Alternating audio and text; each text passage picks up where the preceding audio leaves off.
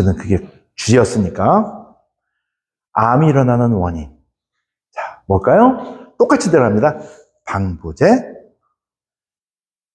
방부제 많이 들어가는 밀가루 음식. 그걸 많이 먹기 때문에 무너진 소화기관, 부패균, 이 쏘는 독이 간에서 앉는 게 피축 타고 몸에 퍼뜨리면서 혈관벽을 때리는데 약한, 여자니까 약한 난소랑이 되기, 여기에는 혈관 때리면 염증이 일어나는 게 정리가 안 되니까 맨날 핍박을 받으니까 어느 순간부터 헷갈려가지고 암으로 변질돼가지고 나타나는 거예요.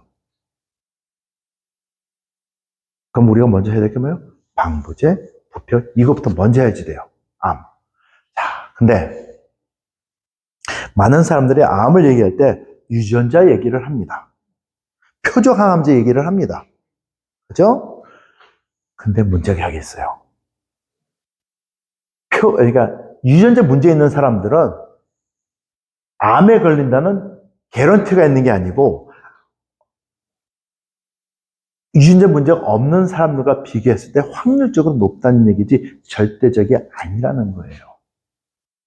그리고 유방암도 보면은 유전적으로 문제 있는 사람보다 유전적인 문제가 없는데 후천성 문제 때문에, 식생활 문제 때문에 암에 걸린 사람들이 훨씬 많아요. 문제가.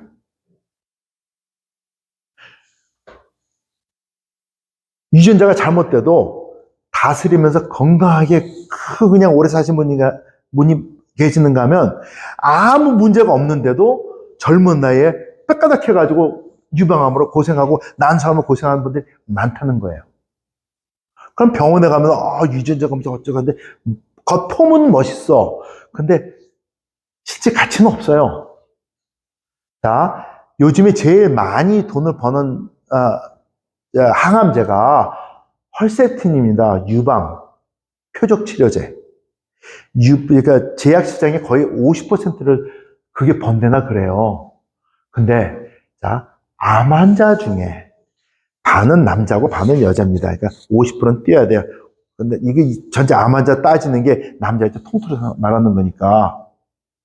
그러면 뛰어내요. 그러면 굉장히 많은 사람들, 여자들이 이제 항암 치료하는데 헐세틴이 굉장히 큰 비율을 차지해요. 근데 그게 듣는 사람들은 전체 유방암 환자들 중에 20%가 안 돼요.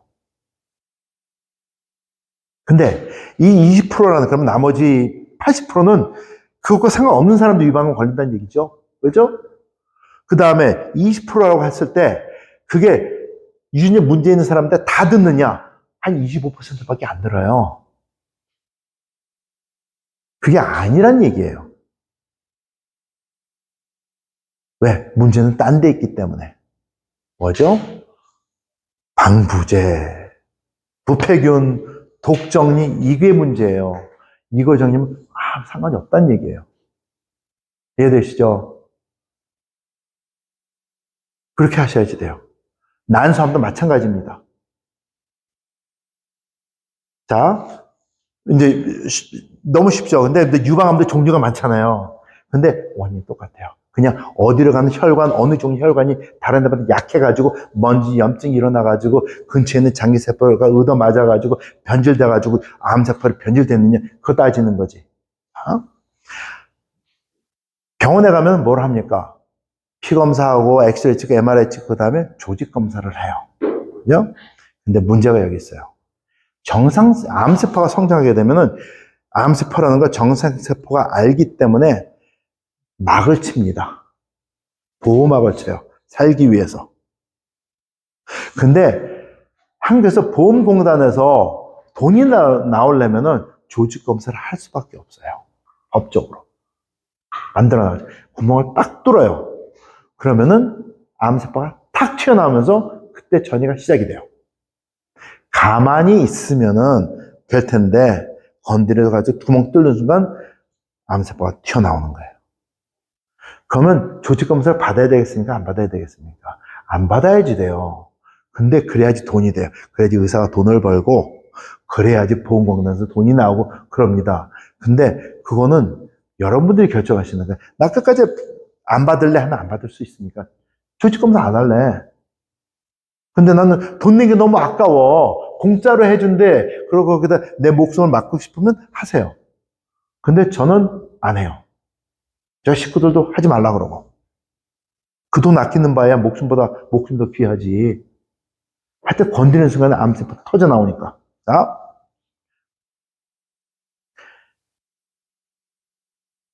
암세포들은 포도당을 먹고 큽니다. 포도당을 먹고 커요. 뭐냐? 뭐 정상세포도 포도당 먹고 커요. 근데 포도당을 먹고 큰다는 게 뭐냐면 정상세포들은 우리가 들여 마시는 산소 있죠? 산소를 활성화하면서 포도당을 연소시켜가지고 에너지도 만들고 CO2, 그러니까 이산화탄소도 만들고 그 다음에 물을 만들고 깨끗하게 끝나요. 근데 암세포는 포도당을 영양소로 쓰면서 포도당이 가지고 있는 산소를 써요. 우리가 들여 마시는 산소는 쓰지 못합니다. 얘네가 쓰게 되면 죽으니까. 그래서 포도당이 가지는 산소를 쓰면서 젖산에서 끝나요. 우리 몸이 만들어지는 유기 화학적 산 중에서 가장 강한 게 젖산이에요. 젖산이 어떤 거냐? 여러분들 북한산 올라갔다 오잖아요. 그러면 오래간만에 갔다 오면 다리가 아파. 저리고 그러잖아요. 이게 우리 근육이 포도당 쓰고 나서 혈액순환이 잘 안 돼가지고 연소가 충분되지 않은 젖산이 근육 속에 쌓여가지고 고통을 주는 거예요. 암 환자들이 몸이 아프다 하는 거는 암세포가 만드는 젖산이 근육에 쌓여가지고 몸이 아픈 거거든요. 자, 근데 이 젖산에서 끝나요. 그러면 암세포가 젖산을 이제 사방으로 뿜을 거 아닙니까? 여기서 끝났으니까. 그러면 주위를 산성화시킵니다. 산성화시킬 때 정상세포는 활동이 저하가 돼요. 막 먹고 움직여야 되는데, 오, 산성이야, 오, 위축이 돼요. 그러면 음식이 날아 돌아요. 암세포는 그 음식을 뺏어 먹고 성장을 합니다. 그래서 암 환자 몸이 산성이라는 게 딴 게 아니에요. 암세포가 젖산에서 끝나면서 젖산을 많이 분출하기 때문에 상대적으로 산성화가 되는 거지. 근데 그걸 막으려면은 포도당의 섭취를 줄여야 됩니다. 포도당이 뭘까요? 과당, 탄수화물, 그것들이에요.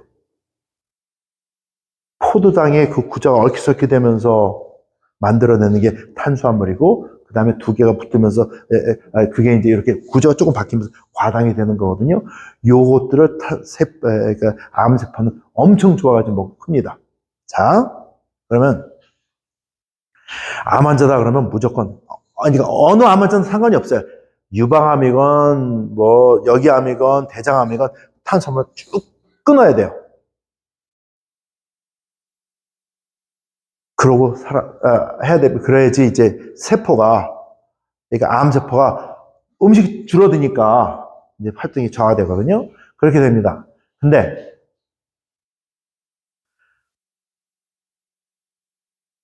어떤 데 가면은 이제, 그거 조금 있다. 미국에서는 한국 사람들이 암 환자가 되잖아요. 그럼 미국 의사들은 긴장을 합니다. 문제가 뭐냐?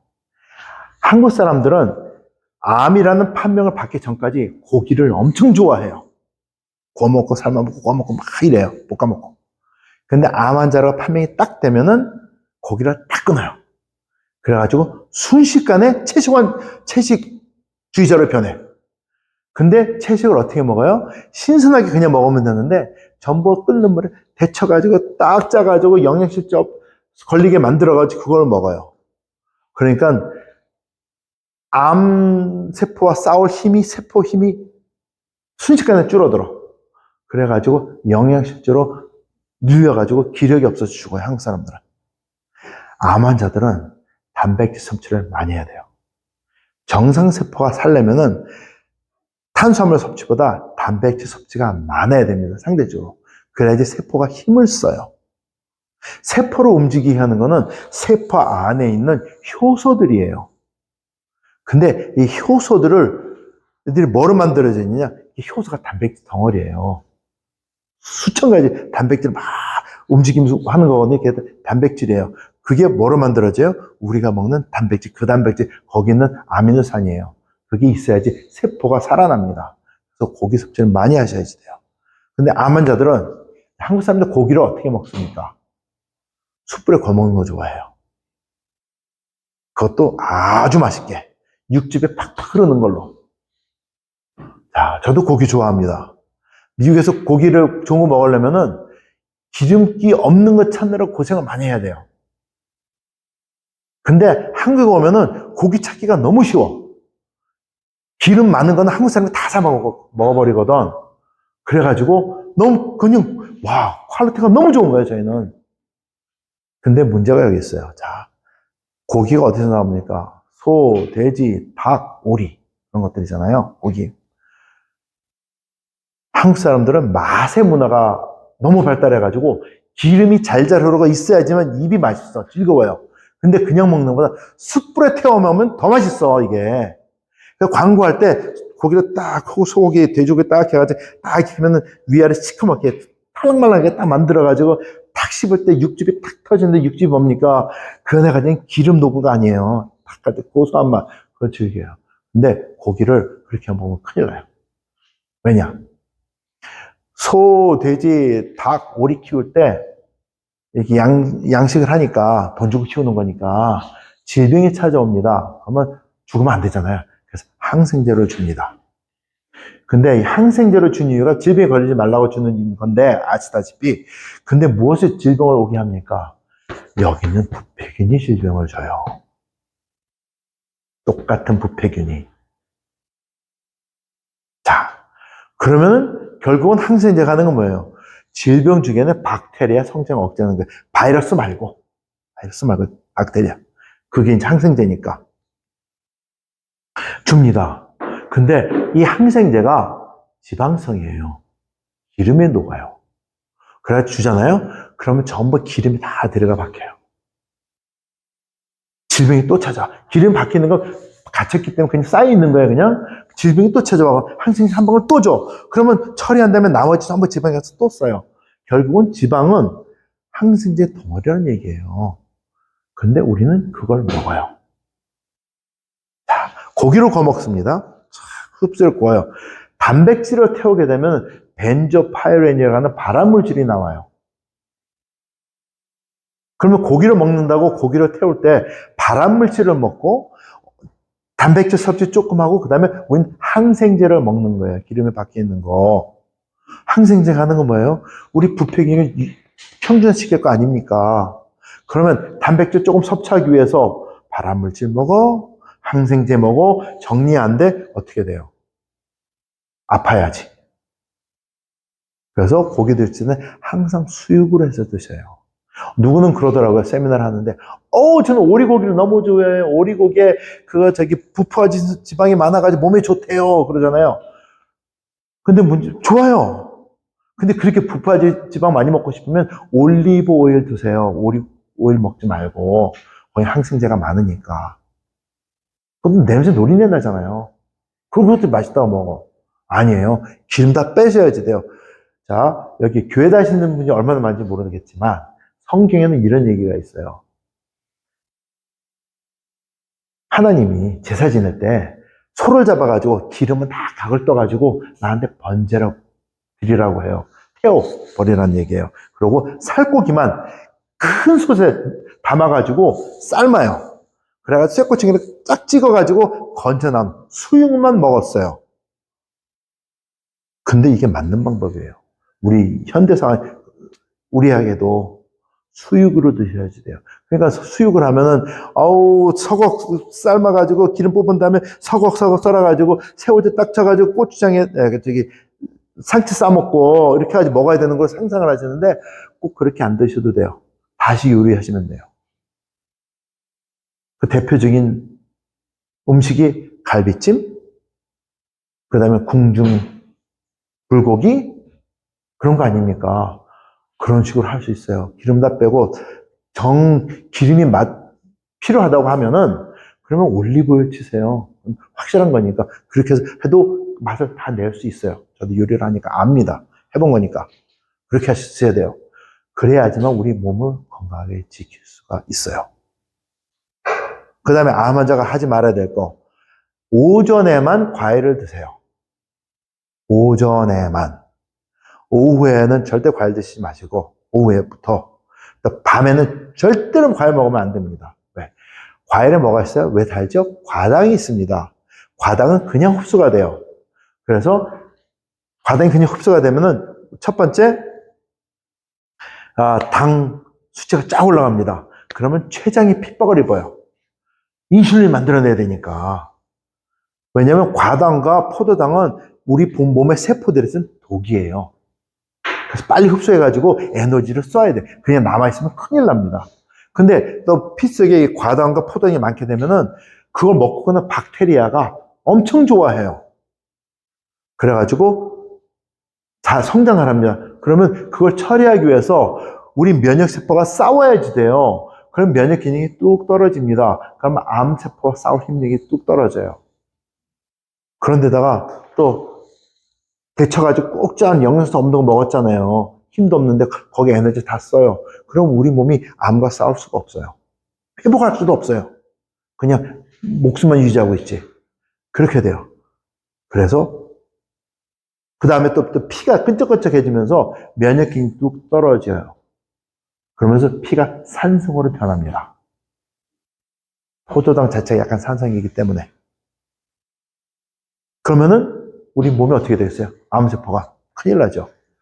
그래서 저녁 때 암 환자나 당뇨병 환자가 먹잖아요. 그럼 그때는 우리 몸에는 암세포가 파티하는 날이에요. 잔칫날이에요.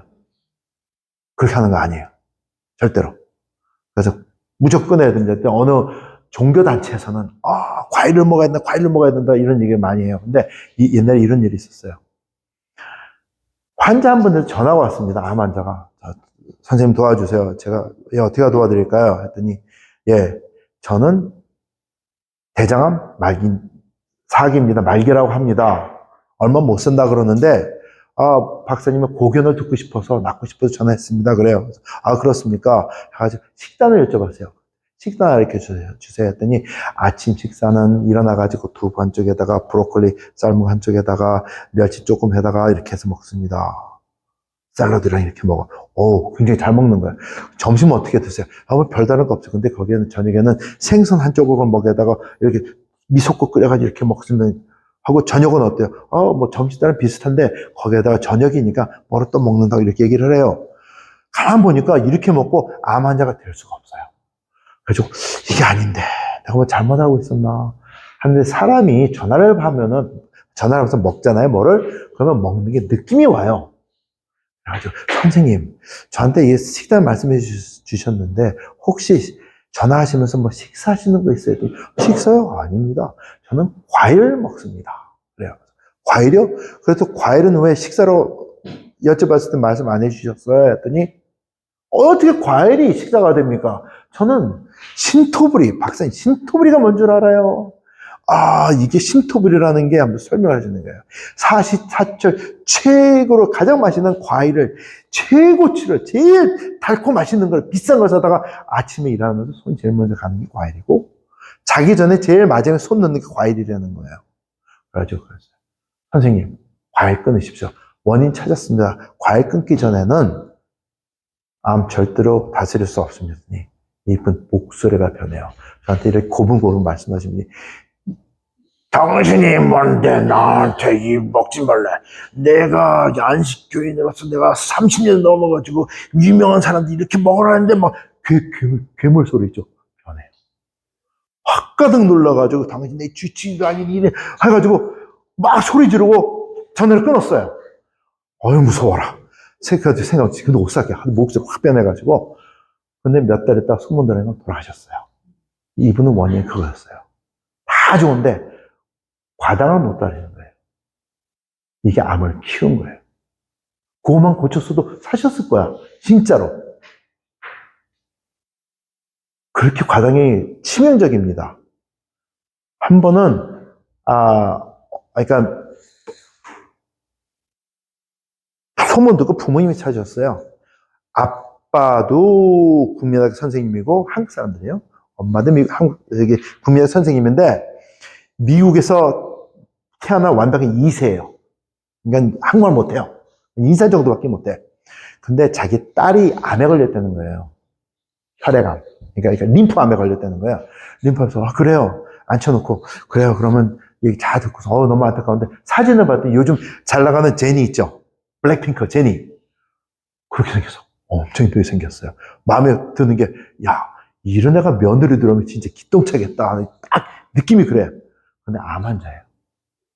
그래서 어떻게 이렇게 된 거냐 하면서 식단에 대해서 물어봤어요. 그랬더니, 우리 애가 좋아하는 거는 미국 사람 잘 먹는 거 있죠. 마카로니, 케이크, 햄버거, 핫도그, 피자 하는데 과일이 없고 야채가 없어요. 애한테 야채 안 먹이세요? 그래서 우리 애는 야채를 싫어합니다. No. 그래요. 야채 먹어야지 되는데 설명했어요. 아니, 우리 주치의는 애들 좋아하는 거는 무조건 먹으라 그러는데 당신이 왜 애가 싫어하는 야채를 먹으라냐고 막 싸워요. 아니, 속으로는 당신 딸 이랬으니까 난 암에 걸렸지. 이렇게 먹으면 날 텐데. 근데 막 싸워요. 그래가지고 그냥 팍 박차기 일어났어요. 나갔어. 근데 그때 벌써 그러니까 항암치료 세컨 사이클에 들어가는 경우였어요. 근데 처음 시작했을 때는 의사가 애도 어리고 조그마니까 항암치료 한 사이클만 하면은 충분할 거라고 했는데 안 돼가지고 세컨 사이클에 들어가는 과정이었거든요. 그래서 찾아온 거였고 그럼 튀어나갔어요. 그 다음에 3개월인가 6개월 후에 찾아왔어요. 다시 살려달라고. 그래서 또 물어봤어요. 왜 왔냐 했더니 이제는 의사 선생님이 2주일 산대요. 애가. 그래가지고 지푸라기 잡는 심리로 온 거예요. 똑같이 물어봤어요. 이렇게 하면 안 된다. 야채 먹어야 되는데 왜 야채 먹는 거 싫어하는데 아니 야채 먹는 거 이렇게 또 설명했어요. 그랬더니 이제 죽을 날짜가 잡혔잖아요. 2주밖에 안 남았다 그랬잖아. 그러니까 할 수 없네요. 해가지고 알겠습니다 해가지고 스무디 야채 만들어드는 가랭이들 있잖아요. 그걸 시작을 했어요. 우리가 안 먹을 텐데. 근데 며칠 후에 전화가 왔어요. 우리 애가 그걸 먹어요. 맛있다고 먹어요. 그러는 거예요. 그래가지고 회복을 해. 그래가지고 많이 일주일 지나니까 많이 회복을 해가지고 쇼핑도 다니면서 걸어 다닐 때 그러니까 병에서 이렇게 침대에 있던 애가 근데 2주가 딱 되면 애가 죽어요. 너무 늦게 온 거죠? 근데 소문이 들리는 게 있어요. 오빠가 있었어. 똑같은 질병으로 똑같이 비슷한 나이에 죽은 거예요, 먼저. 2번째가 죽었어요. 딸이. 근데 부모님한테 얘기하면서 그걸 물어봤거든요. 당신들 어떻게 먹으니까 그 말은 이거였어요. 아니, 우리는 이렇게 먹어도 건강하게 지금 성인 돼가지고 시장 가가지고 잘 사는데 우리 애는 왜 이래요? 하더라고요. 네, 그거 설명드릴게요. 자, 독이 많이 들어오면서 정리가 안 되잖아요. 그럼 독이 세포를 때립니다. 그죠? 때려요. 그러면 세포가 이렇게 움직여야 되는데 일그러져요. 피 떠받으니까. 그러면 이거 피기 위해서 이 안에 있는 효소들의 패턴이 변합니다. 이게 후천 면역성이가 뭐 그렇게 설명해요. 영어로 에피지네틱스라고 해. 변합니다. 그럼 또 핍박을 받아. 그럼 이것도 피기 위해서 이렇게 안에서 패턴이 변할 거 아니에요? 그러면서 그러니까 유전자 자체는 변경이 없어요. 그렇지만 유전자가 나타내는 진 익스퍼션, 그러니까는, 발현에는 변형이 일어납니다. 근데 그 정보가 기록이 돼요. 그게 유전자에 쌓입니다. 그게 쌓여요. 근데 문제가 여기 있어요. 이 변형된 게 정자에 쌓이고 난소에 쌓여요. 그래서 우리가 잘못하잖아요? 그러면 내가 받은 핍박이, 그러니까 우리가 놀 때 나무 벽돌 쌓기 놀이 하잖아요. 낮게 쌓으면 잘 넘어지지도 않아요. 근데 쌓을수록 흔들흔들 그러다 넘어지잖아요. 마찬가지예요. 우리가 처음에 대할 때는 이렇게 낮으니까 상관이 없는데 엄마 거 이만큼, 아빠 거 이만큼 듣는 게 쌓입니다. 결혼해가 애를 낳으니까. 그러면 부모님들 아직 밑에 있는데 애들은 이만큼 높은 데 시작을 하는 거예요. 그러면 움직일 룸이 별로 없어요. 조금만 가다 넘어져요. 그게 얘네들한테 온 거예요. 엄마가 아빠가 받은 게 있어가지고 조금만. 근데 엄마 아빠 옛날에 먹던 식으로 먹었잖아요. 마카로니, 치즈, 케이크, 햄버거, 피자. 애들 몸이 감당 못한 거예요. 부모 잘 만나가지고. 그러니까 무너진 거예요. 그 설명을 드렸더니 나중에 했더니 소문이 이제서야 야채가 부모님 야채 먹기 시작했대요. 애들 보낸 다음에. 얼마나 안타깝습니까? 근데 마찬가지로 여러분들 여성암 있죠? 난소암 유방암 있죠? 그것도 원인이 어떻게 돼요? 그 기록이 입력이 된 게 우리 자녀들한테 가요. 근데 걔네들한테는 어떻게 나타날지 몰라요. 유전자 변형이. 암으로 나타날 수도 있고, 근데 그 다음에 뭐 자폐증으로 나타날 수도 있고, 아토피로 나타날 수도 있고, 관절염으로 나타날 수도 있고, 종류가 엄청 많아요. 이 세포가 어떻게 변질될지 우리가 알 수 없으니까. 그래서 만약 걱정된다 그러면 온 식구가 같이 해야지 돼요. 거기에 여성암, 남성암 상관없습니다. 남성암은 뭐예요? 제일 걱정되는 게 전립선암 아닙니까? 근데 마찬가지예요. 전립선암 그쪽에도 핏줄이 가고요. 거기도 신경이 가고요. 거기도 핏줄 가기 때문에 독소가 가서 때리고요. 거기 염증이 일어나고요. 그 약한 사람들 젊은 나이에도 전립선이 부어가지고서 속은 찌끈찌끈 보는 거고, 그러는 거예요. 원인이 똑같다는 거예요. 여성분들, 한국에는 또 유방암에 대해서 관심이 많으니까, 이렇게 유방암을 말씀드렸지만, 제가 지금 여러분한테 나눠드린 이 정보 있죠? 모든 질병에 포함이 됩니다. 왜? 모든 장기에 핏줄이 다 가고, 그 곁으로 신경줄이 다 가고, 그 다음에 그것들이 모여가지고 장기를 만들기 때문에. 근데 여성분들이 가장 걱정하는 게 유방이고, 난소암, 여성암이 차이뿐이지. 암, 당뇨, 심장질환, 혈관질환, 관절염, 전부 혈관 염증 질환이고 모든 질병 다스리는 질병입니다. 근데 원인이 어디 있어요? 식생활, 방부제, 부패균, 정리 안 되는 간, 그래서 같이 일어나는 게 고지혈증, 또 뭐 혈관 질환, 그 다음에 뭐 복잡하게 다 일어나고 그러면서 이제 약한 장기 여성분한테 유방암, 난소암으로 나타나고 또 재수 이걸 곁들여가지고 대장암으로 먼저 나오고 위암으로 나오고 뭐 남자들은 전립선으로 나오고 뭐 이러는 거지. 똑같다는 게 포인트입니다. 근데 이거를 천천히 다스릴 수 있지만 빨리 다스리고 싶으면은 염증을 전체적으로 빨리 회복시키는 알파3 있고, 그 다음 비타민C 많이 드시고, 이렇게 하시고, 야채 스무디 드시고, 이렇게 하시는 거예요. 그러면 회복됩니다. 엄청난 기적 같은 일이 굉장히 많이 일어나요. 저도 보면서 어떤 환자분들, 이게 될까 하는데, 나시는 분들이 있어요. 그러면 저도, 우와, 이것도 되네? 오, 이건 뭐야? 이것도 되네? 지난주도 그랬어요. 어느 환자분 오셨는데, 이렇게 해가지고 드셨는데, 저도 긴가민가 했는데 2달 만에 회복하시고 그럼 일어나요. 이게 말도 안 돼. 어떤 분들은 비립종 있죠? 여성분들 비립종 생기잖아요. 이것도 혈관 염증 질환이에요. 모세혈관에 염증이 있는데 약해. 그러면 모세혈관 염증이라는 것을 다스리기 위해서 거기에 백혈구가 모이는 거예요.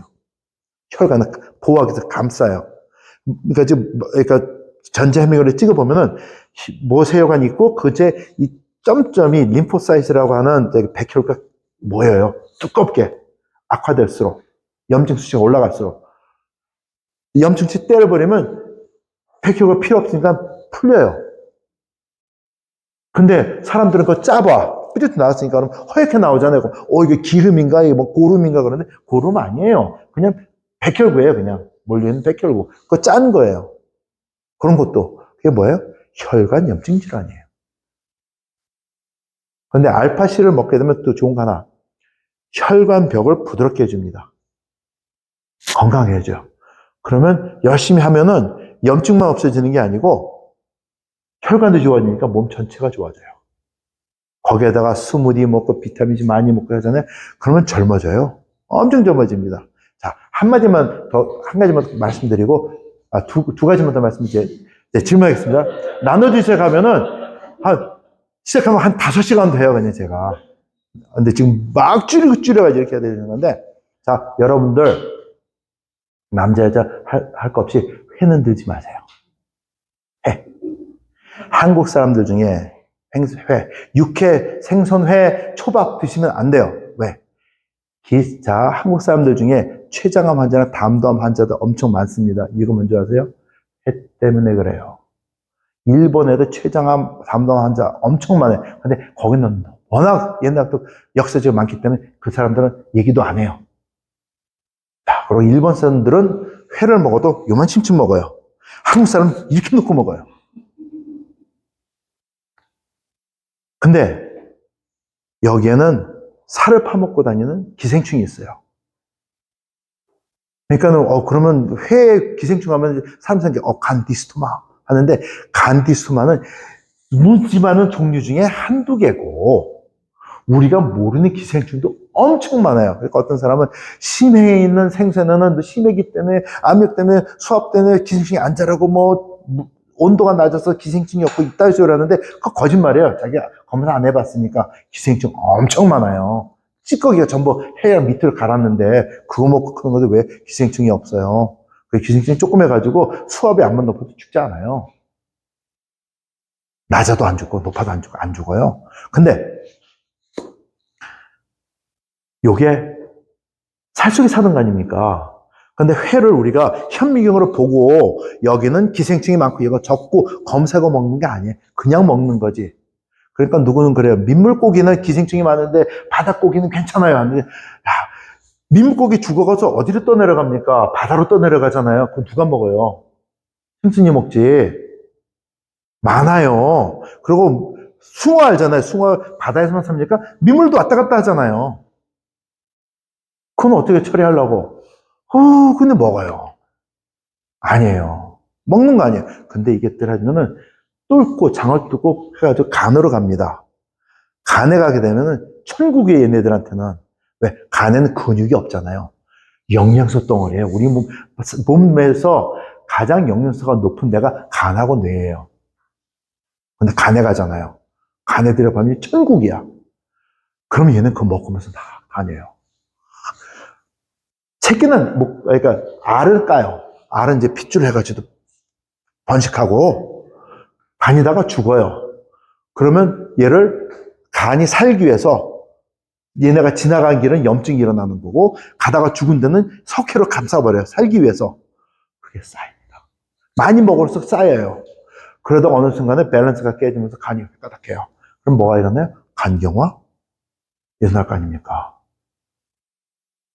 그러면서 간암이 되고 그러는 거예요. 근데 이 벌레가 바로 붙어 있는 게 또 어디예요? 간이 있으면은 담도를 통해 가지고 췌장에 붙어 있어요. 췌장도 또 거기가 또 영양소 덩어리야. 그럼 왔다리 갔다 먹을 거 아닙니까? 예? 그럼 가는 데마다 염증이 일어나요. 근데 가는 길목이 어디예요? 담도예요. 그러면 담도암이 걸렸다. 그러면은 간은 벌써 망가진 거니까 이만치 뜯어내고 췌장 이만치 뜯어내고 하면은 할 게 없어요. 죽어야지. 진짜로. 그래서 췌장암 먼저 걸렸다 그러면은 진짜 초기 발견하면 죽는 거고 담도암 걸렸다면 거의 다 죽어요. 그냥. 근데 이분들 조사를 해요. 살려달라고 오니까 그러면 전부 다 회를 너무 좋아했어. 어떤 식구는 온 식구가 다 민물회를 좋아해. 그것도 강원도 어디 땅이 있대. 그래서 최상급에 있는 물고기 먹는다는 거예요. 근데 그 물고기가 거기만 사나 왔다리 갔다리 하지? 그렇게 해요. 그래야지 먹지 말라 했더니 하시는 말씀이 에요 그럼 오늘 저녁 우리 뭐 먹어요? 볼 게 얼마나 많습니까? 그러면서 전화가, 야, 오늘 그 횟집 약속 끊어. 근데 아빠는 담던 말기야. 근데 횟집 가겠다고 한 거예요. 이게 말이 됩니까? 근데 그래서 그래요. 회는 절대로 먹으면 안 돼요. 그랬더니 어떤 분은 그래요. 영양을 해서 육회는 저는 좋아합니다. 육회가 그렇게 건강에 좋대 하는데, 자, 육회가 속에서 나오는 거 아니에요? 엄청 비싸요. 부드러워요. 근데 소를 잡으면 육회 먹는 고기는 한 주먹 요만큼밖에 안 된대. 그래서 굉장히 비싸요. 한 마리 잡아서 요만큼 먹는 건데 육회가 엄청 많아요. 저기 동네문과에 가면은 그래서 그만한 한국에서 나오는 육회는 다 여기 오나? 착각할 정도로. 근데 고기 똥알이니까. 근데 그 안에 기생충 살 거 아니에요. 기생충이 자기가 사는데 제일 적합하고 좋은 맛인데 가서 살 거 아닙니까? 전문가가 사람보다 걔네가 전문가일 텐데 자기 집이니까. 그럼 거기 벌레 없겠어요? 있겠어요? 있지요. 그걸 생으로 먹어요. 근데 그런 데는 기생충은 간만 가는 게 아니라 뚝깨가지 뇌까지 가요.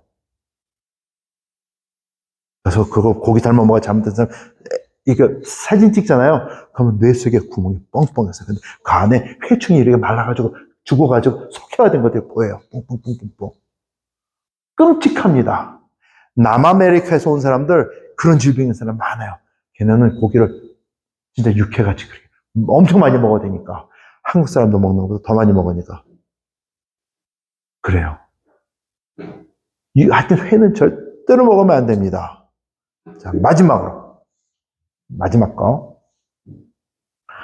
암 환자들은 호흡 운동을 해야 돼요. 숨쉬기 운동. 그러면 교회에서 세미나 때 이렇게 합니다. 사람들은 숨을 안 쉬면서 살아요. 그래요. 숨을 왜 안 쉬어요? 그럼 죽는데? 근데 어떻게 쓰냐면 대부분 사람들 숨 쉴 때 까딱까딱 쉬어요. 이렇게 쉽니다. 근데 숨을 쉴 때는 깊게 내뱉어야 돼요. 근데 숨 쉬어야 된다 그러면 이제 사람들은 욕심이 많아가지고 들이마시나 보대요. 왜 그러냐면 숨이 차가지고 이해 안 돼. 그러고 그러면 세미나 많이 하다 보면 어떤 분은 이렇게 돼요. 혼자 연습하는 거야. 하다 보면 산소가 공급이 너무 많아져가지고 뿅 가요. 근데 그렇게 하는 게 아니에요. 숨쉬는 내뱉는 거예요. 내뱉어요. 어떤 분들은 숨쉰 거 얘기하면 코로 들여 마시고 입으로 내뱉고 해요. 그리고 복식 호흡을 해야 되는 거 아닙니까? 하는데 그건 도사님들이 하는 거고 저희 같은 서민들은 그냥 숨 쉬는데 숨 쉬는 것을 내뱉는 숨을 쉬어야 돼요. 끝까지 내뱉습니다. 내뱉으면 우리 몸에 있는 노폐물이 또 정리되지 않은 이산화탄소가 나가요. 나가면서 우리 몸을 산소가 들어오면서 이산화탄소 나가면서 알칼리화 됩니다. 피가 알칼리화가 되면은 당연히 피 속에 수분 안에가 산소가 높아질 거죠. 산소의 양이 높아지게 되면 암세포는 성장이 억제가 됩니다. 암세포가 뭐 먹고 큰다 그랬죠? 포도 먹고 큰다 그랬어요. 거기에 우리가 들여마신 산소가 공급이 많아지게 되면 암세포는 움직임이 저하가 돼요. 독이 있기 때문에. 그 다음에 피가 알칼리화 되면은 면역 기능이 쭉 올라가요. 그래서 암세포를 정리를 해줘요.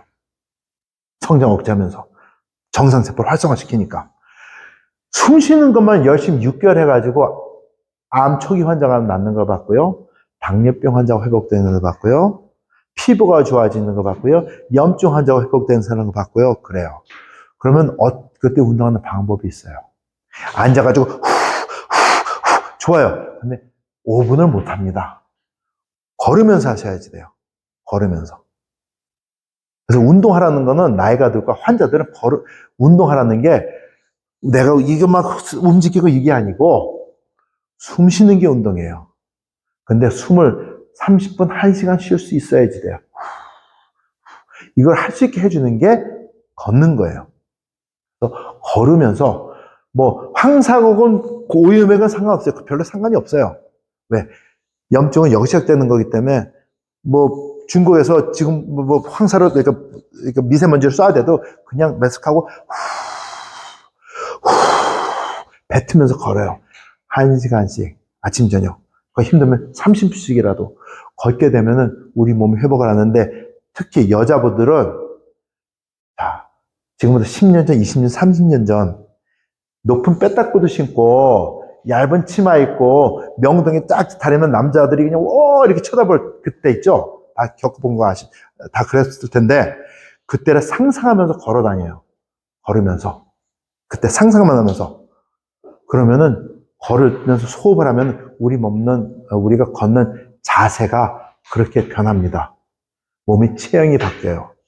쭉쭉빵빵 다리에 힘이 들어가고 이렇게 됩니다. 되면은 걸음걸이가 저절로 빨라지겠어요. 무리를 하는 게 아니고 하게 되면 빨라지면서 힘이 들어가면서 몸이 회복을 하는데 젊어져요. 자세가 펴지고 이렇게 된 게 펴지고 피부도 좋아집니다. 그렇게 하도록 하세요. 그러면 암도 다스리고 당뇨도 다스리고 관절염도 다 다스립니다. 거기에다가 말씀드린 비타민C도 많이 먹고 야채 스무디 해서 드시고 또 뭐예요? 방부제 있는 거 안 먹고 밀가루 음식 빼고 그 다음에 저희 알파 신목 하면은 웬만한 질병도 거의 다 다스릴 수 있어요. 시간 차이지. 자, 질문 받겠습니다.